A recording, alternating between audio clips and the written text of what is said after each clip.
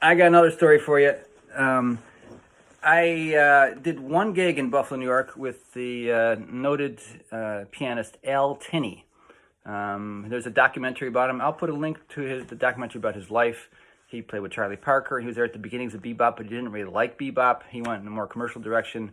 But he was there in New York City as a young man playing with all these greats, Max Roach and stuff. And I did one gig with him. He settled in Buffalo late in his later life. And it was before I was any good really at jazz. I probably did an okay job. But in the break, he was saying, yeah, I only played with one other violinist before. It was Joe Venuti.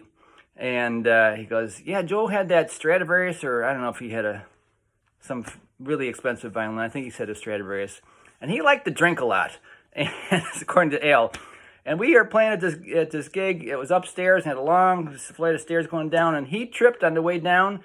But that violin never hit the floor, he said, at the bottom of the stairs. Okay, I'm good. That was pretty funny. He was not going to make that violin get hardened. So that's a third,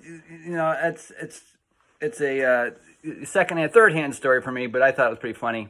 How expensive some of these instruments are. Even then, I know that my own main teacher, Dennis Piwarski, had a Guarneri.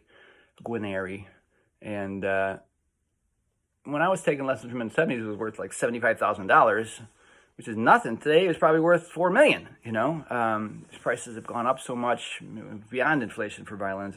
It's insane, if you ask me. But anyways, there's my little story about Al Tinney and Joe Venuti falling down the stairs and never having his violin hit the floor. So don't drink on the gig, I would advise, and you can do what you want after the gig, but I say be present when you're playing, because as an improviser, especially in jazz, you need to be present, I think. There's some guys who play stoned out of their mind or drunk, and somehow they can pull it off sometimes, but I find that if I have any of those substances in me, I lose really a good degree of control. I guess you play looser, but I think it's better to have mental control and be in the spirit. So that's my personal take on it.